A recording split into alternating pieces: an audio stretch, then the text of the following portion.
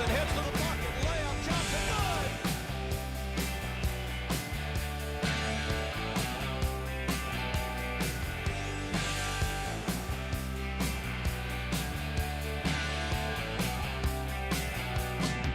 All right, welcome everybody, and back to another episode of Talking Sports with me, Chris Powers. And we got lots to talk about. We got Southern University, we got LSU, we got Alvin Kamara we're going to talk about. Also, we're going to talk as well about a couple things going on in sports, like, for instance, this week the NBA starts, and already Zion Williamson. Jonathan, did you see this? Zion Williamson might not be able to play tonight because of the fact he's got an illness that kept him away from practice. I hadn't seen that, Chris, but does that surprise me? Oh, no, my unfortunately, goodness. no. Yeah. I mean, come on, you got to be kidding me. Yeah. The first game of the year, you got to be kidding me. So he might not play in the game tonight against Chicago in the Bulls. I'm pretty excited about the new thing you get on Cox Cable, by the way. Chance to be able to watch the Pelicans. No also kidding. with if you've got the not satellite, but if you've got antenna's trying to get out. But if you've got antenna, you'll be able to watch it. And Jonathan, I don't know about you, but for me, that's why the NBA is not as popular as I think the NFL, because you can't see the games as much as you can. So if you're watching the games and you get excited because they're winning, you want to go to the games. That's what, to me, I think that hurts ticket sales. What say you? Right, no, and before this season, you had to have Bally Sports Package in order to have the Pelicans games on TV, which it's hard to follow until you get to the playoffs. Unless you're going to the games, they do offer those ticket packages where you can choose 3, 5, 7 games or what have you, but it's hard to get out to the Smoothie King Center sometimes during the week, Chris, and good tickets, and it's a fun venue, but never really a sellout crowd until you get later on in the season. But there is a lot of excitement for the Pelicans this season, a team that's hoping to get a deep run into the playoffs, have a healthy roster, but sad news about Zion already, going to miss the first game potentially. Again, I keep hearing rumors also that Ingram's going to be traded to the Hornets. But again, I'd keep him until at least midseason, before the trade deadline, before the All-Star break. After that, see if you're going to keep him. If they all work good together, because you really got 4 All-Stars now. You have potential to have 4 All-Stars at the Pelicans, and if you can keep him, then I would. That could put you deep into the playoffs. And then also, not only that, too, the arena is a big discussion this week. I know it was in the Picayune and what have you.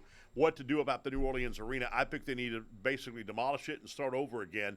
And the reason I say that is because the arena has the smallest lower bowl level than any other NBA team, and that's pretty sad because that's where your money comes in with ticket buyers. And that's something that I think that Adam Silver brought up to attention to Milwaukee before they renovated theirs. The Oklahoma City Thunder just came out with their new renditions of their brand new stadium. It's going to be beautiful. So I think that eventually, but I don't know where the Pelicans could play. Jonathan, you think they could play back in the Dome like the old Utah Jazz? Oh, well, I mean, for the time being, I don't think they'll demolish the Smoothie King Center completely, but I agree they should expand that lower bowl a little bit. If they need to add on some seats, maybe take out some of that concourse space. There's 2 different concourses in Smoothie King Center. Very nice, but I don't think you need all that space for walking around. Yeah, I do think that they were going to switch over. I mean, the Superdome, they hosted so many Final Fours in March Madness Final Fours since the Jazz stopped playing in the Dome. So, yeah, no problem. Throw the wood down. Obviously wouldn't sell at the Superdome either. With a lot of seats in the Dome. But, yeah, I think it would be no problem to scoot it on over. Yeah, no question about that. So, hey, that was not my intention to have it as the opening of the deal, but again, interesting that I just saw that just came out, that Zion Williamson might not be able to play in the ball game because of an illness. Talking sports with me, Chris Powers, is seen right here on Pelican Sports TV in the New Orleans area, Baton Rouge, also in Lafayette. You can see about 2 million households that it's viewed on. 89% of the metro New Orleans area still has Cox Cable. It's great sponsors like TJ Ribbs, attorney Tony Clayton, and we also got a brand new sponsor in the Livingston Parish Tourism that's going to be doing some stuff with us, so we'll do that coming up a little later on as well.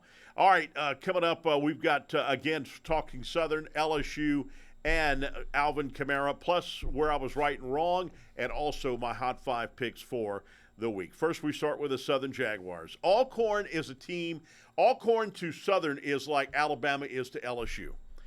We have a winning record. Southern has a winning record throughout the SWAC, except for Alcorn State and really FAMU, since FAMU's been in. But that's it. I mean, against Grambling State, they have a winning record. That's including before the Bayou Classic and everything. They have a winning record against all the schools in the SWAC, but except Alcorn State and FAMU we're playing this week, and we'll break that down for you here in a moment. But it's absolutely crazy that Alcorn, nothing in Lorman, Mississippi. There's nothing there. There's no restaurants there. There's no hotels there. There is nothing to do in Lorman, Mississippi. You got to go to Natchez down the road to do anything, and Natchez don't have a lot. Trust me, they don't have a lot. So it's just one of those places, and it's crazy. You got to give them credit. Year in and year out, they do it. It's absolutely nuts, but they do it. Well, Alcorn played against Southern this past week in the homecoming game, and Southern University did absolutely unbelievable in that game.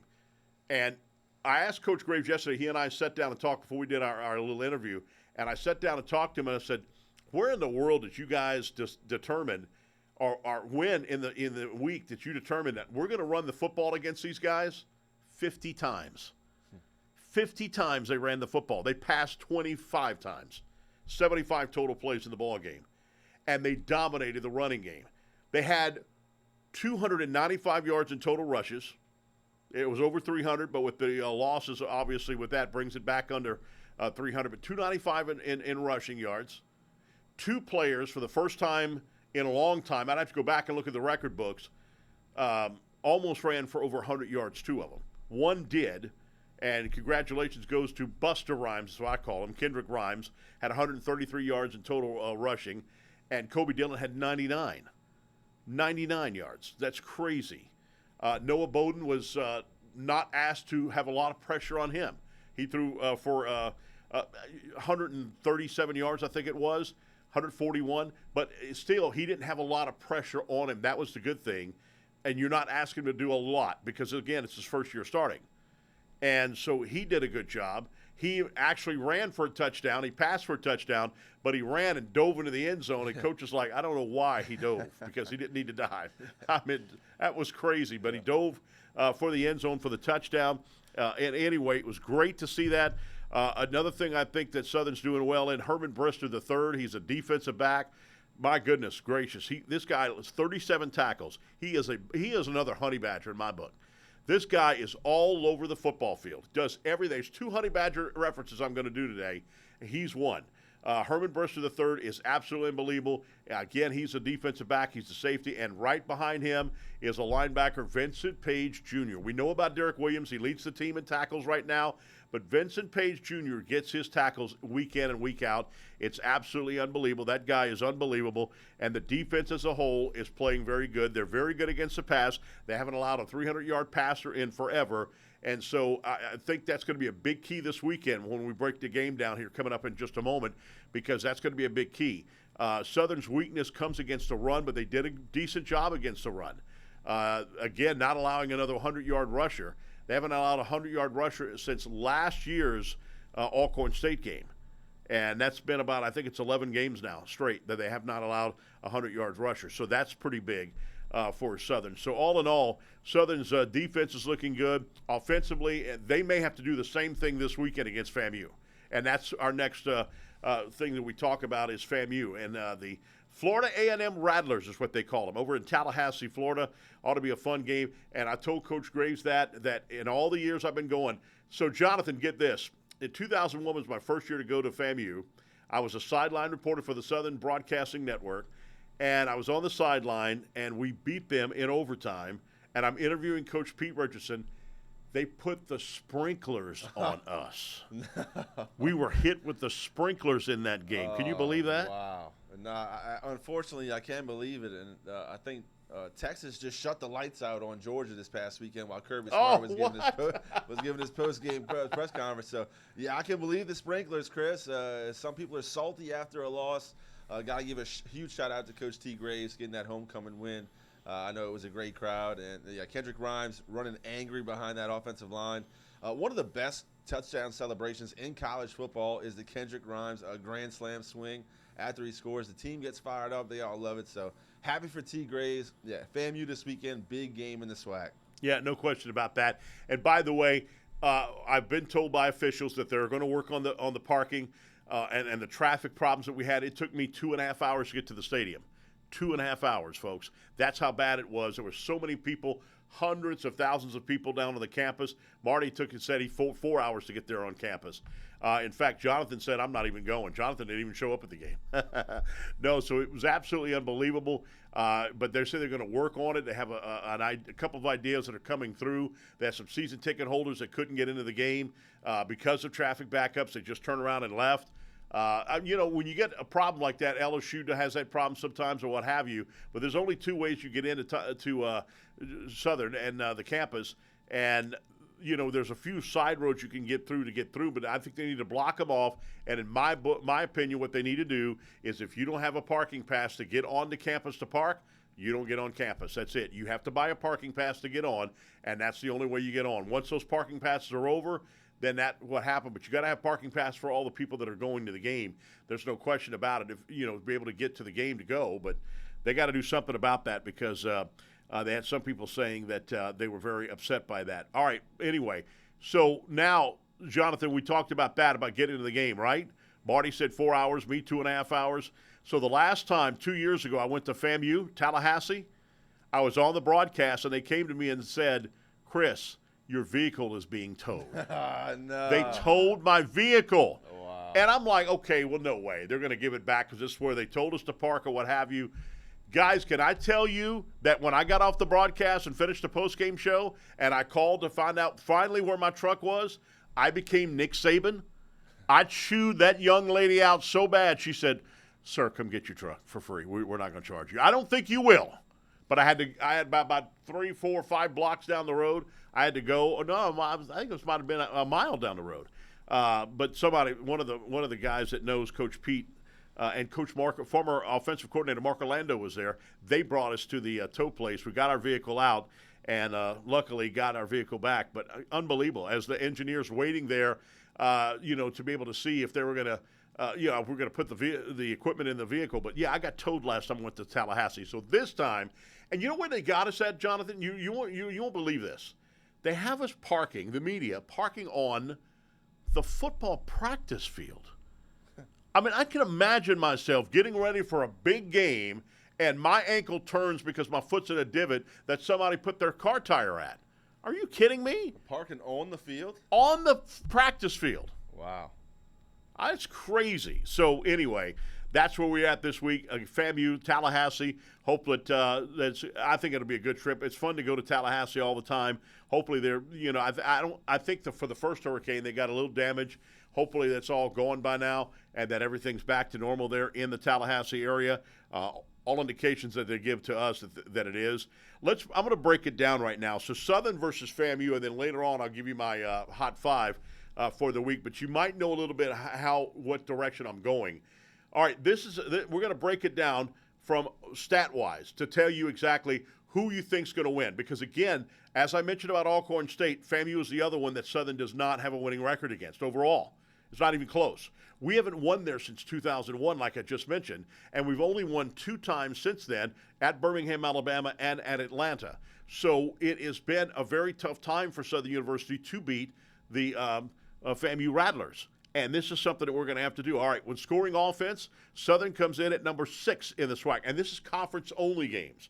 That's what I did. I did only conference games because that makes it a little better because sometimes they play the 1A teams or what have you, and the score's lopsided, the stats are lopsided, and what have you. So this is just by going by conference only. Now, believe it or not, well, Southern's 3-0, and FAMU is 1-1 on the season in conference play. It was weird this past weekend. They had a battle of the West of the SWAC, Southern versus Alcorn State. Southern won that. And they had a battle in the East, and that was Jackson State versus FAMU. It was 21-20 at halftime. And in the second half, Jackson State just ran away with it and won the ball game running away. So now FAMU is licking their chops a little bit, and I'm telling you, let's see if I think that Southern can win this football game. Not use my heart. Let's use stats and what ironclad proof. Scoring offense, Southern is 6th. FAMU is 7th. Advantage goes to Southern. Offensive yards, Southern is 4th. Okay, Southern is 4th in the conference. FAMU is 8th in the conference. Again, matchup goes to Southern. Offensive rushing, Southern is 3rd in the conference. FAMU is 12th. They only average 3.1 yards per carry. Again, advantage goes to Southern University, and I think that could be a big factor that Southern could go in the way of running the football again to win this game. Passing, Southern is 7th.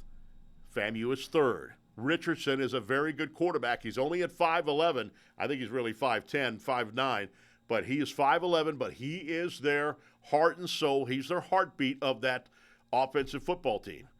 He makes everything tick. He's a very good quarterback, and that advantage goes to FAMU there. Defensive scoring, Southern is number 1 in the SWAC. FAMU is 4th. Advantage Southern. Defensive yards, Southern is 3rd. In total defensive yards, FAMU is 5th. Not bad. That's not far, but Southern still has the advantage. Versus the run, Southern is 7th. That is their weakest part. You ready, Jonathan? FAMU is 11th. FAMU is 11th against the run. That, to me, shows you right there, Jonathan, that Southern could very well do that same game plan of running 50 times against the Rattlers. Right, and Coach T. Graves always preaches that he's a crock pot man in a microwave world, that his process is going to take a little bit longer, and the kids had bought in, and it was just going to take a while for it to show on the field, and I think that's exactly what's happening now. 8 games, 9 games into the season is everybody's bought in. They understand their process. They understand what's asked of them each and every week, and when that's the case, you can execute on game day. It's just muscle memory. You just press play and go. And all 3 phases looking pretty good. You mentioned their numbers against the run. I think Kelby Givens and that defensive line can do enough to disrupt the passing game to make this team one-dimensional, being the Rattlers out of FAMU. And hopefully Southern can actually get after that quarterback and cause some turnovers on that defense. Right. And versus the last one we'll look at versus the pass, Southern is 2nd. FAMU is 1st against the pass. So, again, it seems like Southern, his game plan is going to come in here to run the football. And that's advantage for FAMU. So out of 1, 2, 3, 4, 5, 6, 7, 8, out of 8 categories, Jonathan, FAMU only is favored in 2 of those. Yeah, and I guess that's why you have to show up and play the games on Saturday. Stats are one thing, but it's going to be a very physical game come this Saturday in Tallahassee. Yeah, and the thing that is about it is, and it's the same thing with LSU and A&M. I mean, you're going to see. I'm going to break that down too in a minute. Right. But the same thing about it is, as long as I've been going to Tallahassee and to Bragg Stadium, never has there been 3/4 of the crowd. Never has there been half the crowd. Every seat is packed with a fanny in it. Yep. That stadium is always full every single time we've been to that stadium. Again, 2 fabulous bands for the HBCUs, and this will be a very physical game. Both these teams don't have a lot of love for each other. Nope. And Coach D. Graves understands that. They're going to leave a day early on Thursday, so they have all the rest. Take their time getting up there, bond as a team on the bus on the way, get out there, stretch, get something to eat, and then go rest and get ready for Friday, then Saturday. And they are fully prepared for this week. They don't want to look ahead. They don't want to look back. What they've done is in the past, and Coach D. Graves doesn't want to look ahead of any team, especially FAMU with the history they have in that rivalry. So, yeah, it's going to be very physical in my opinion. Both teams want to run the football. Both teams want to have a fast start, obviously get that crowd out there in FAMU rocking and rolling, those bands get going. And it's going to be tough to get behind and come back. But I will say this for Coach T. Graves' team. They do believe that they can last till the very end, get their opponent in deep water, even take them into overtime, and then finish the job. No question about that. All right, so with that, 2 long games in a row, the 2 long road trips in a row. This week's Tallahassee, next week the furthest, and that is going to Huntsville, Alabama, to play Alabama A&M. Look at the standings right now in the West. Southern really has a 2-game lead. I know it's only 1 game. They are 3-0. Alcorn's 3-1, but Southern has to lose now twice for Alcorn to get the upper hand over them. If they finish in a tie, Southern goes to the championship because of the fact they beat them in the head-to-head competition. Southern has a 2-game lead over Grambling, a 3-game lead really over Texas Southern because they beat Texas Southern in overtime. Arkansas Pine Bluff's coming up later on in the year. They're 1-2, and Prairie View really is out of it at 1-3. But I think the 2 lost teams are out of it. So I think it's between Southern and Alcorn. And if Southern loses just one game, I think they're still good. If they go undefeated, obviously they're going to the SWAC championship game in the conference. It ought to be interesting to see what happens. Over in the East, Jackson State winner, they're 3-0. Now, they played Southern earlier this year, and they beat Southern. But because it was a non-conference game, I don't know how they do that. I don't know how they're going to do that. If the championship game will be at Jackson or will it be at Southern? I think it'll probably be at Jackson State. And I'm like, no, I hate going to Jackson State. But we'll see. But they still got a lot of football ahead of them as well. They're 3-0 on the season. They still play Alabama State, Alabama A&M. They beat Florida A&M, Bethune-Cookman. They got them. So, but that's what they're looking at right now. So Jackson State looks like they are the beast of the East, and the West right now belongs to Southern University and the Jaguars. Hopefully they can keep that going in the right direction. All right, so we'll pick and see who we think is going to win that game. Well, no, actually, I won't pick that because I don't have that in my hot five because of the fact that I don't want to. I'm doing the game and what have you. But right there, I gave you the who I think is going to win. Southern has the advantages in 8 categories, 6 out of the 8.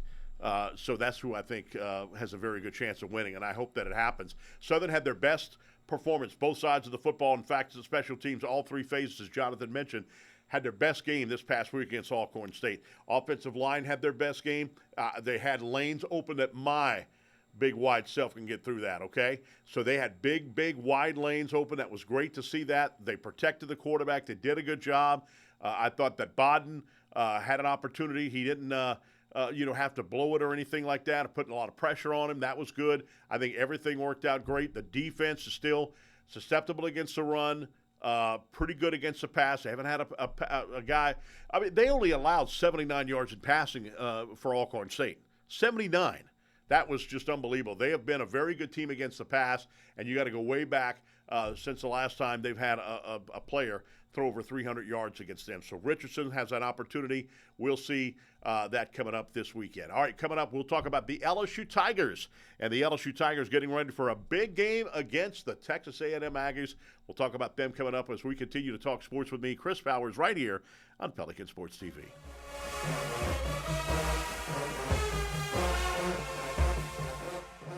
We're a nation of hardworking Americans, and businesses will always be the lifeline of this great country. As a business owner, you understand the importance of your reputation. In times of uncertainty, you need a real lawyer who's serious about protecting you and your business. You need a problem solver. You need the law firm of Clayton and Fouger. Tony Clayton is a proven trial lawyer. He'll defend you and your business to the fullest extent of the law. Protect your investment and call the law firm of Clayton and Fouger today. If you're a wing lover like me, you already know where the best and biggest wings in Baton Rouge are. TJ Ribs on Acadian and I-10. But did you know they also provide some of the best catering in town? Yeah. Their catering packages are custom built for parties and tailgates and overflowing with the tastiest barbecue you can find. Whether you go with the MVP package, the Heisman, or the Natty, you can't go wrong with TJ Ribs because it's not just jumbo wings. They serve up truly tender beef brisket, perfectly roasted pulled pork, and smoky fall-off-the-bone baby back ribs. Don't forget the savory sausage and chopped beef. Come on down to TJ Ribs on Acadian and I-10, proud sponsors of the LSU Tigers and the Southern University Jaguars.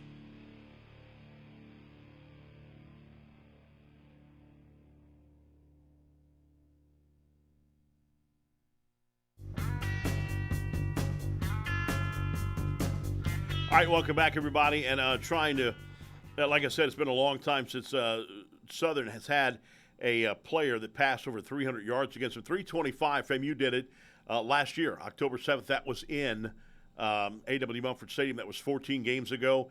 Louisiana Tech passed for 427 yards against them 70 games ago. That was on September 8th, 2018.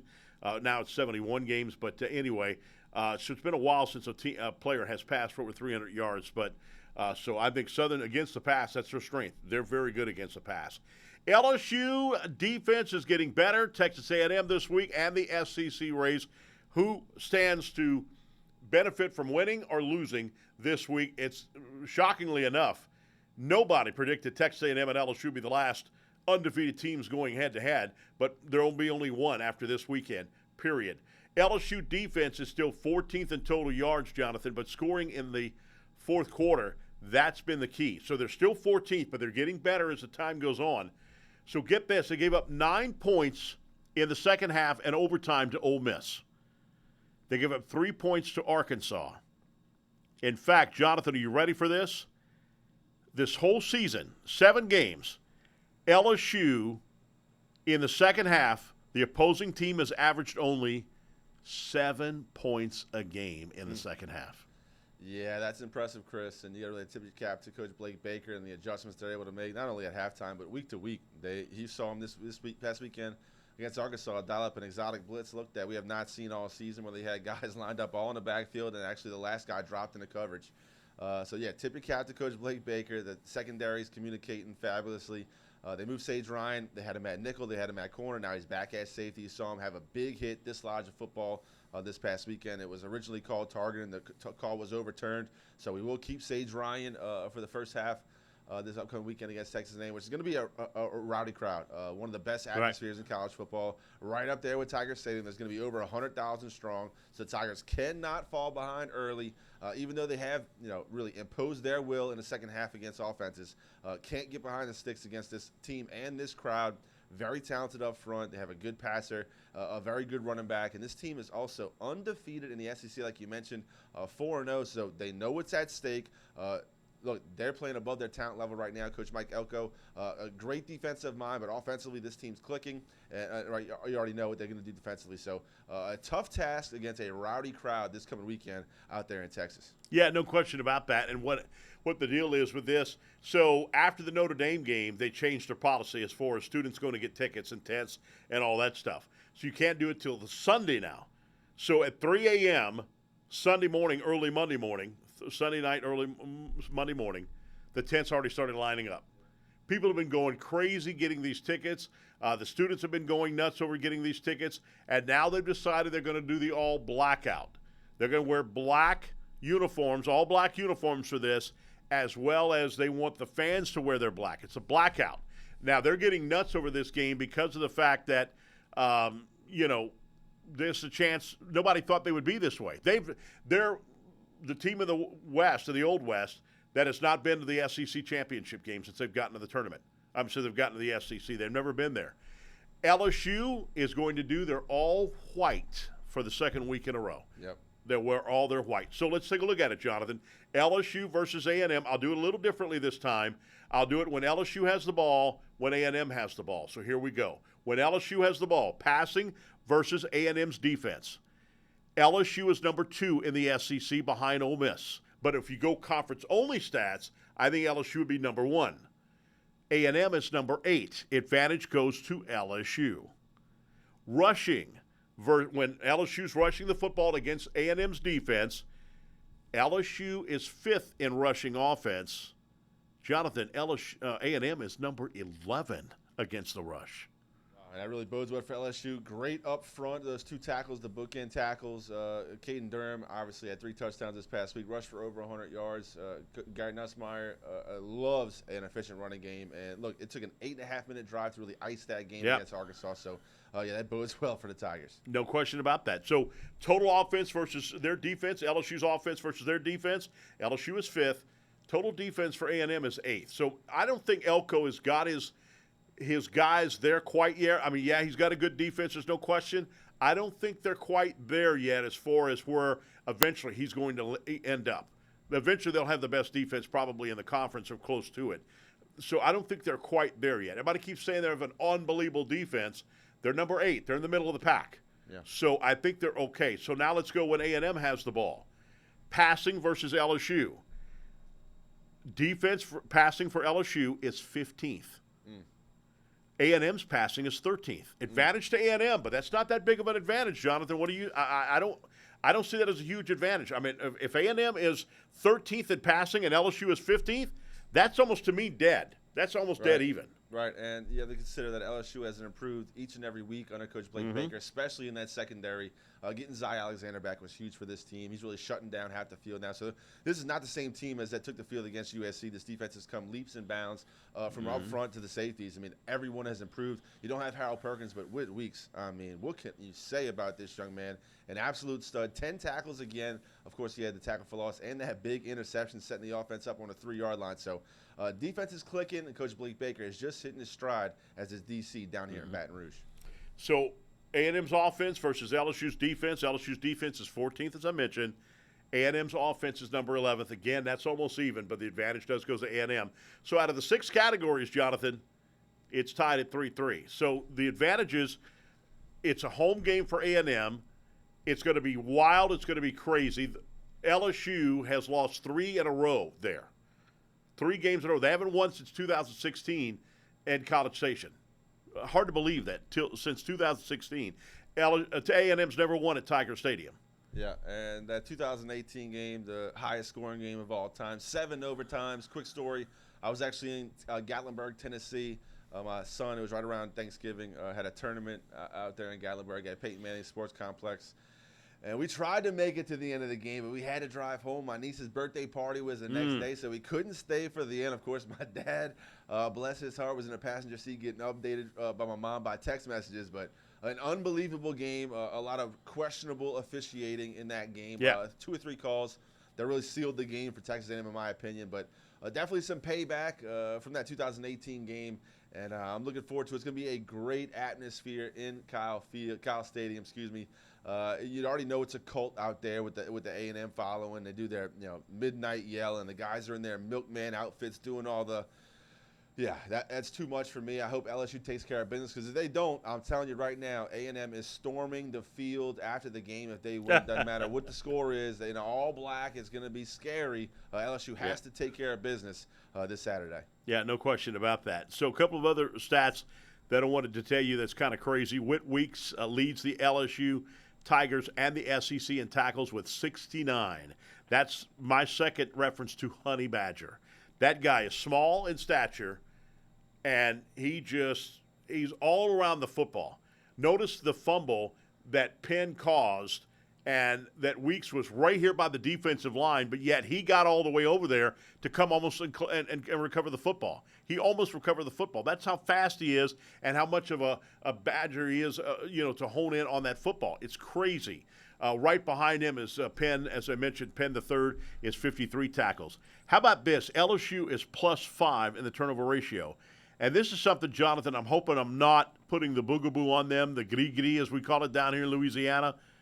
Do you realize that LSU has only fumbled the ball 1 time this year and lost it? They're 1 for 1 on fumbles.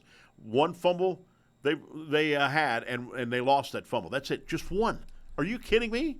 Yeah, that's pretty impressive, Chris, along with the only giving up 2 sacks all year. Taking care of the football. Nussmeier only has 2 interceptions on the season. So, yeah, the turnover differential plays a huge role in SEC games, especially when you're playing on the road. It's really about just survival. You want to impose your will early, but usually I mean, the teams are so amped up in front of those crowds to go. It's a special environment. So, yeah, taking care of the football is priority number 1 for the Tigers.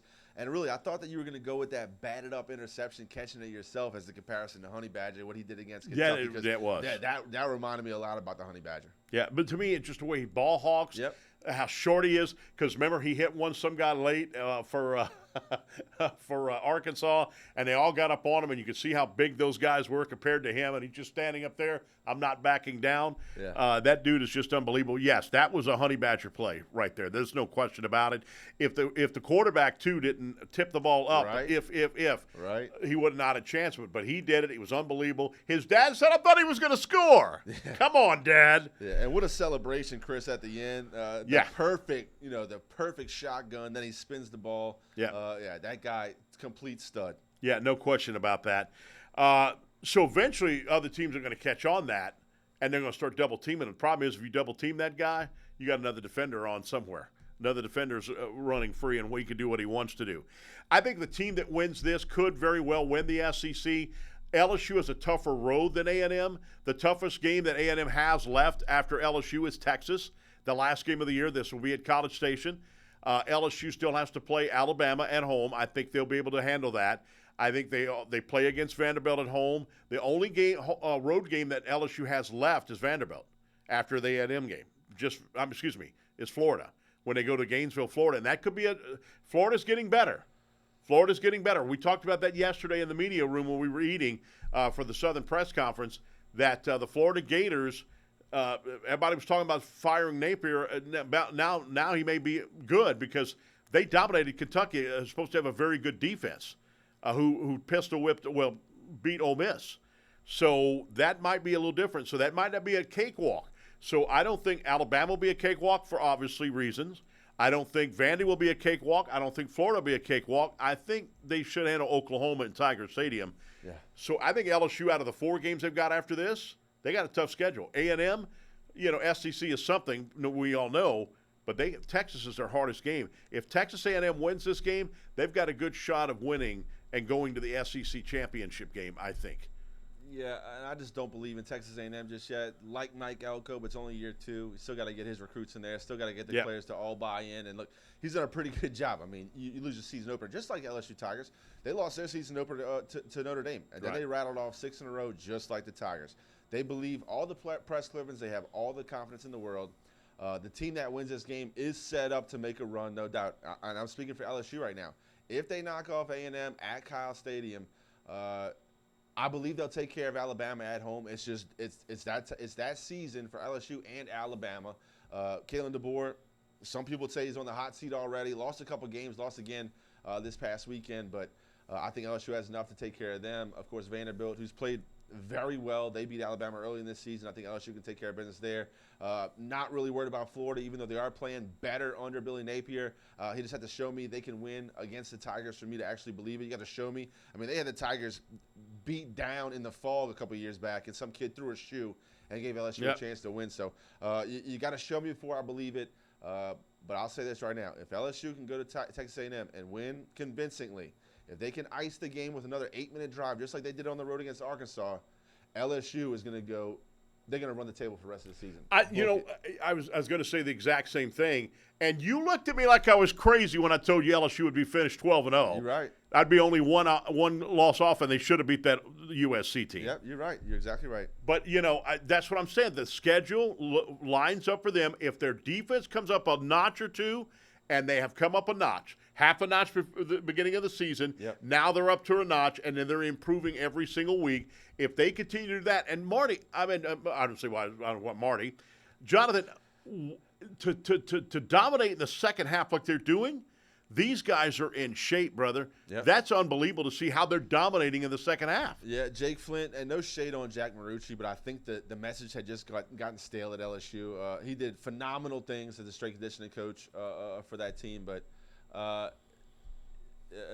yeah, I mean, Jake Flint did a phenomenal job doing this year. Not only dealing with the injuries, but the treatment after the games and the conditioning of these players. And look, they got some big boys in that line. It's not like we're talking about 180-pounders that can run around the field like soccer players. These are big guys in the trenches each and every week. Yeah, and you talk about strength and conditioning, and you talk about all the LSU coaches. I guess it brings it up to it before we get to our next topic. But I want to talk about Coach Baggs. Coach Baglio, 34 years at Independence High School as a head coach. Then he left there, and Nick Saban hired him in 2002. He was in charge of the high school recruiting. He was in charge of the camps for Nick Saban and for Les Miles after that. I know when my nephew went to the Les Miles camp, I saw Coach Baggs there. And unfortunately, that was the last time I saw him. I saw Coach Baggs. Coach Baglio was there, and I said, Coach, please take care of my nephew, my man. He's from California. Take care of him. He's nervous. He wants to be in this camp. He's a good football player. Take care of him. And he told me, Chris, don't worry about it. I got it, bud. We'll make sure that he's taken care of, and he did. Coach Bagley was unbelievable. LSU and all of Tangible Parish is very saddened by his loss. He is a great guy and died helping other people out. That's what's impressive about that. He got in an automobile accident. The car went off into the ditch. He went to check on the car, make sure everybody was okay. And then he went back to his car, and he was unfortunately struck by a vehicle. He died, and our thoughts and prayers go to his entire family, all the friends and family in the Tangible Parish area, LSU area. Coach Baggs will be missed. He was just that person. Heaven has gained an angel, and the world has lost a great, great person. Coach Baglio, thank you for all you did, my friend. We love you to death, and we're going to miss you. The world won't be the same. When we come back, we'll talk about Alvin Kamara right here coming up next as we continue to talk in sports with me, Chris Bowers, right here on Pelican Sports TV.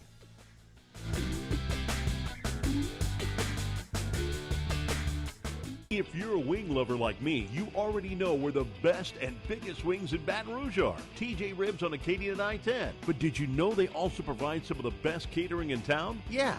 Their catering packages are custom built for parties and tailgates and overflowing with the tastiest barbecue you can find. Whether you go with the MVP package, the Heisman, or the Natty, you can't go wrong with TJ Ribs because it's not just jumbo wings. They serve up truly tender beef brisket, perfectly roasted pulled pork, and smoky fall-off-the-bone baby back ribs. Don't forget the savory sausage and chopped beef. Come on down to TJ Ribs on Acadian and I-10, proud sponsors of the LSU Tigers and the Southern University Jaguars.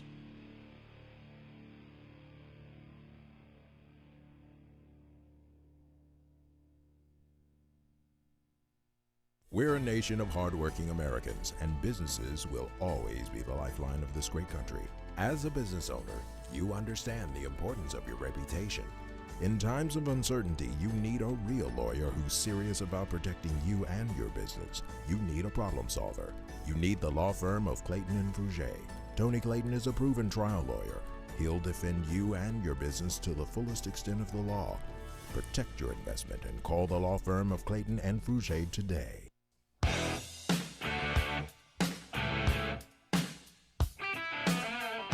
All right, welcome back, everybody. And, Jonathan, you wanted to say something before we get started on the next one?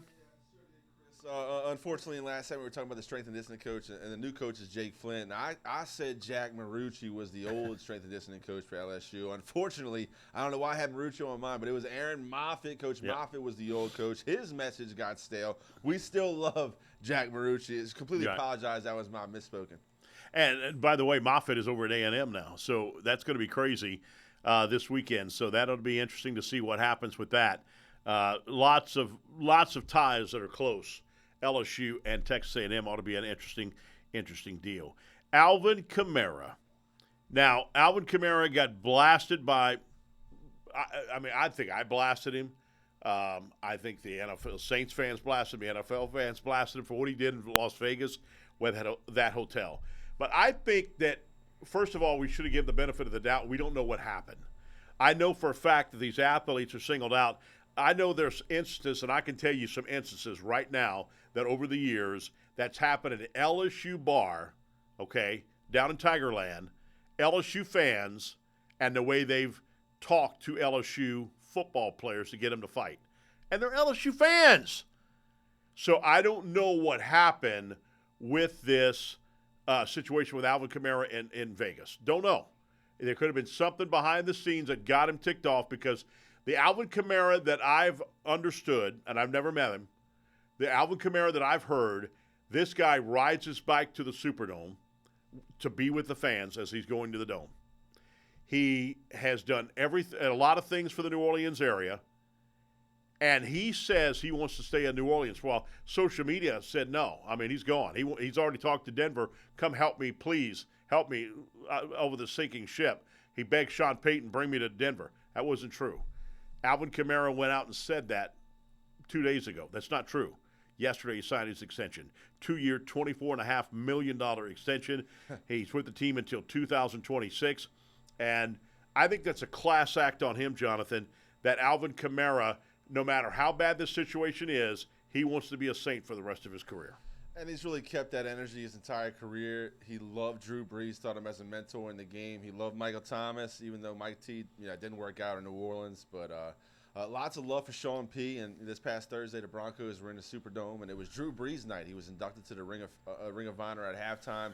He got to run out to the game through the tunnel with the team and really get the tip of the cap from the fans that he deserved. Unfortunately, he retired in 2020, and you know what the stadiums were like during the pandemic year. It was barely 1,000 fans when he had to run off the Superdome stadium for the final time. So I was very happy for Drew Brees and for his family getting to lead the chant at halftime. Happy the Saints fans were able to learn that chant in just a couple of days. I was kind of worried. It was a later game, Thursday night game, prime time. Unfortunately, the Saints are decimated by injuries. And after the game, Alvin Kamara was asked about, why the fans were leaving at halftime, that he never really had seen the Superdome that empty come to third quarter. And he was very candid with the media and the fans out there and said, look, he completely understands this standard is not what the Saints football is all about.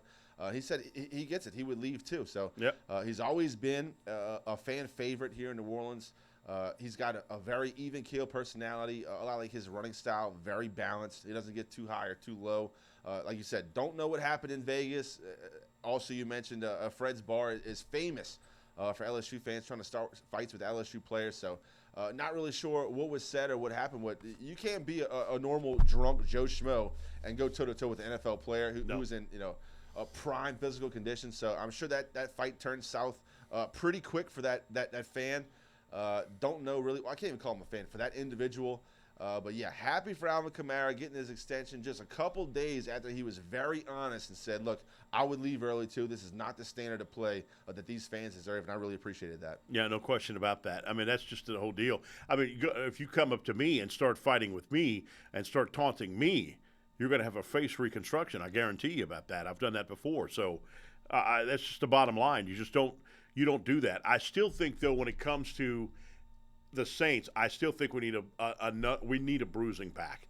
And Alvin Kamara is not that bruising pack. He's a finesse runner. If you notice, he'll get on a sweep, and he's getting there. He's looking for the open space. That gives the defense enough time to catch up and get it. If he don't get that open space, he's going to be caught.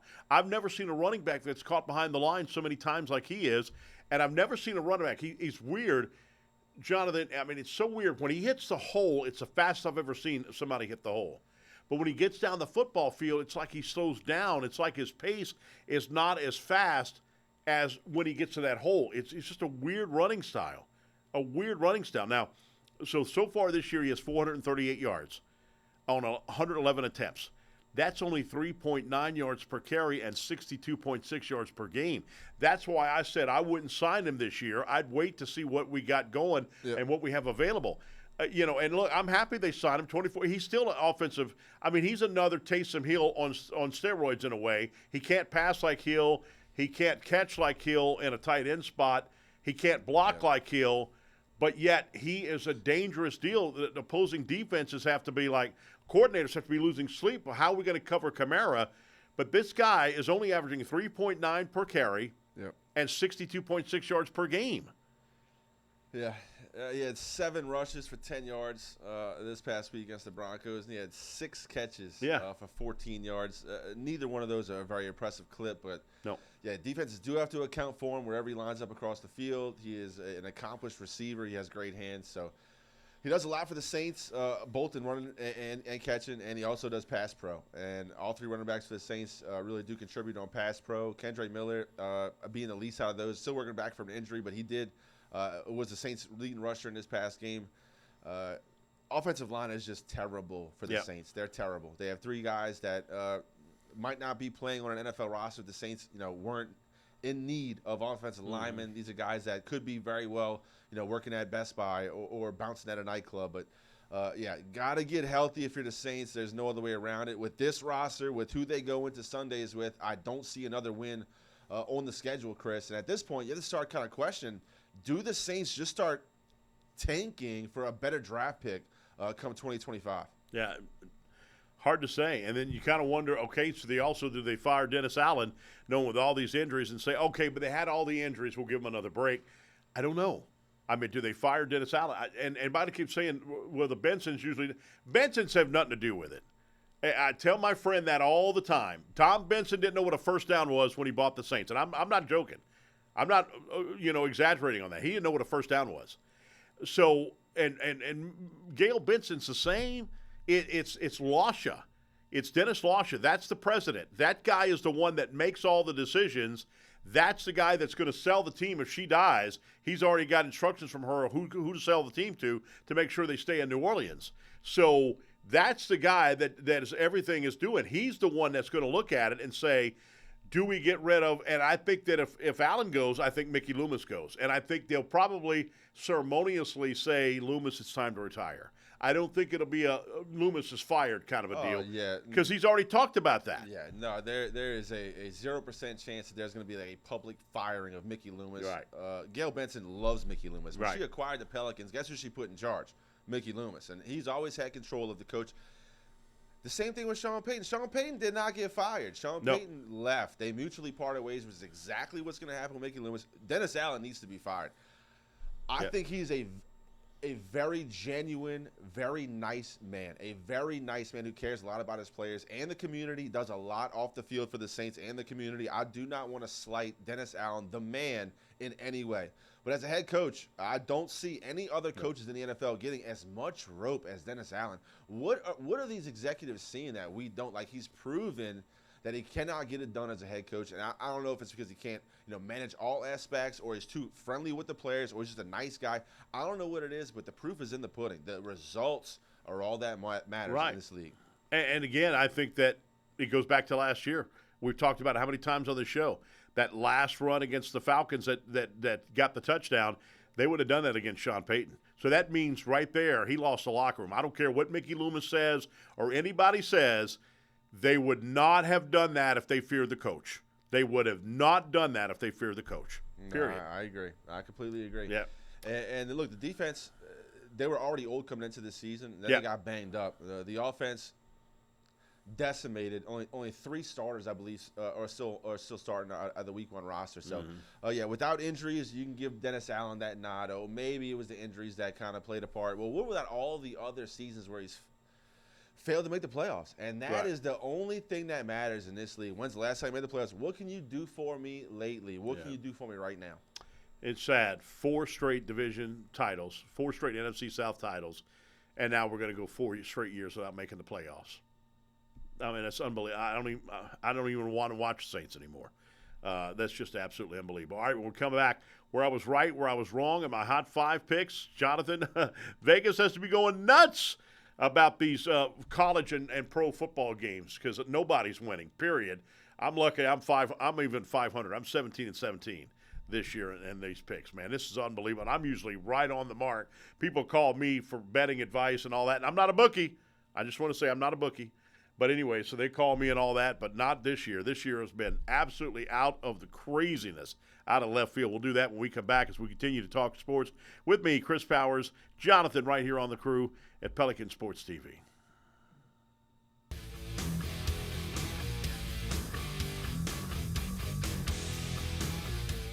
We're a nation of hardworking Americans, and businesses will always be the lifeline of this great country. As a business owner, you understand the importance of your reputation.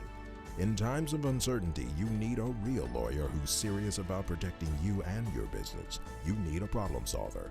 You need the law firm of Clayton and Fouget. Tony Clayton is a proven trial lawyer. He'll defend you and your business to the fullest extent of the law. Protect your investment and call the law firm of Clayton and Fouget today. If you're a wing lover like me, you already know where the best and biggest wings in Baton Rouge are. TJ Ribs on Acadian and I-10. But did you know they also provide some of the best catering in town? Yeah. Their catering packages are custom built for parties and tailgates and overflowing with the tastiest barbecue you can find. Whether you go with the MVP package, the Heisman, or the Natty, you can't go wrong with TJ Ribs because it's not just jumbo wings. They serve up truly tender beef brisket, perfectly roasted pulled pork, and smoky fall-off-the-bone baby back ribs. Don't forget the savory sausage and chopped beef. Come on down to TJ Ribs on Acadian and I-10, proud sponsors of the LSU Tigers and the Southern University Jaguars.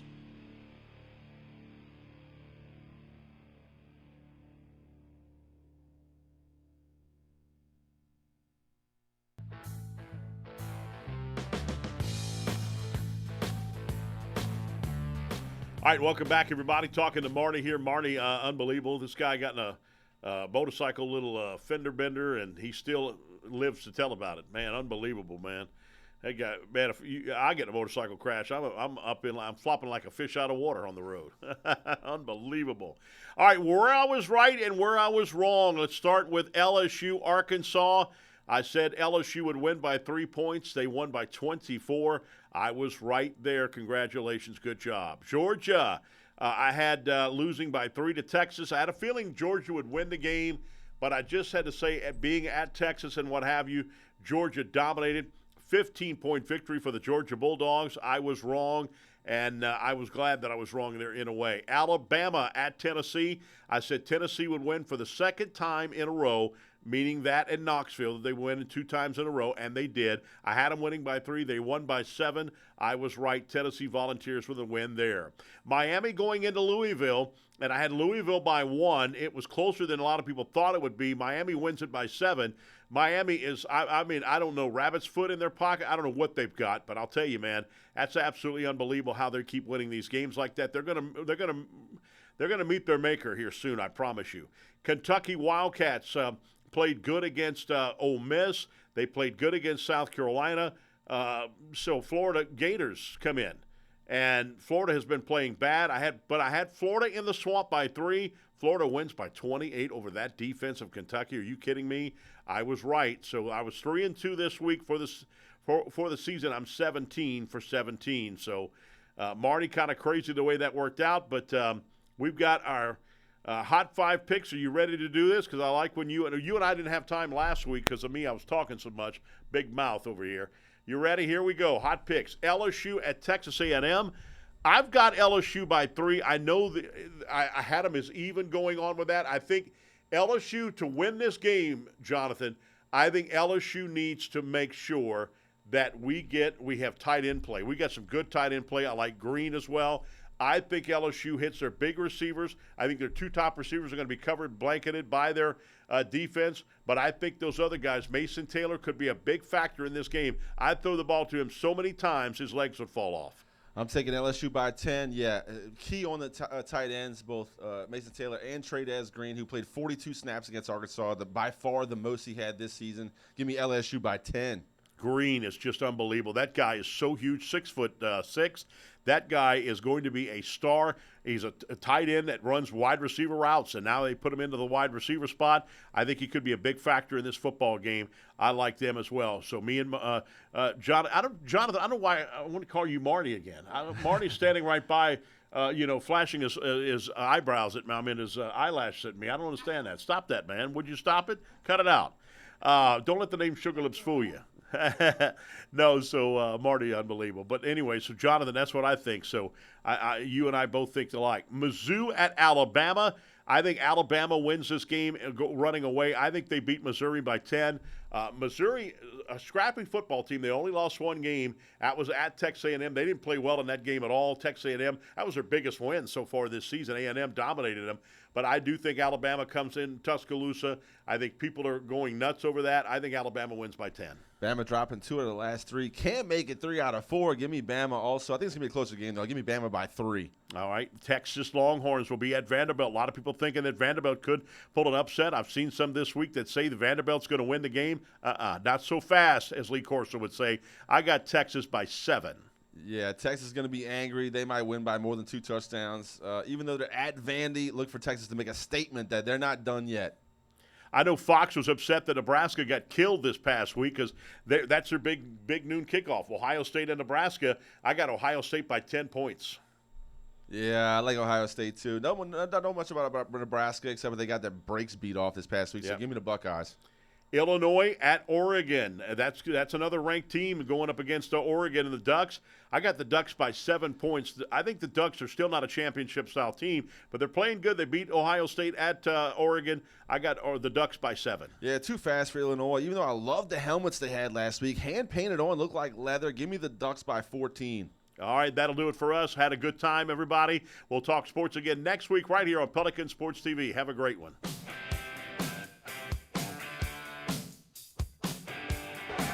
Rocks and fires. Tommy White with it.